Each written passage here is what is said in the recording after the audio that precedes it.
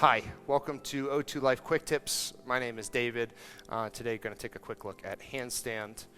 And I think the biggest thing about this pose is that you got to be somewhat aggressive, even though sometimes this yoga practice teaches us to be a little bit more calm and centered. And at the end of the day, it's still a movement that requires a little bit of commitment to putting your hips over your shoulders over your wrists, and you have to get over that fear of what might happen when your hips go too far and you start to take your legs over the top. So my biggest tip, besides being relatively aggressive as you move towards the posture, is what you're doing with your hands. And so often when we come into this practice, we learn our downward facing dog, we learn our plank pose, our index fingers face directly towards the top of the mat.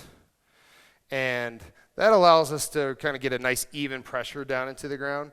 But if you turn each hand out just slightly, so if you imagine taking your right hand, like almost like you're opening like a can of jelly or something like that, and you just turn it one click to the right, it's going to allow you to shift your weight from this part of the hand here into this area that's base of the thumb. And so you take that left hand, turn it one click to the left, and again, you're starting to use this nice meaty, strong part that's at the base of the thumb. So when I bring my hands down onto the mat, I might just start with the fingers facing forward, and then I make that slight adjustment. Tuck my toes, find my downward facing dog. And so for my downward facing dog, I try and figure out how long or how short I like it. And for me, I'm going to show you how I enter this handstand from like a L-shaped kick or like a standing split kick. So take your left leg up to the sky. Step halfway up the mat. And the nice thing about coming halfway up this mat is that your left leg is starting to act like a lever for you. And you can really start to go ahead and kick off of it. And so just like thinking earlier, kick. Don't be afraid. Be aggressive. So you're going to look forward. You're going to press down through the base of the thumbs. And then press off the left foot. Pull your right leg up. And then see if you can really start to think about controlling the landing by engaging your core. So just as smoothly as you go up, you want to smoothly come down. And then eventually, you start to find this place where your hips start to shift over top of your shoulders.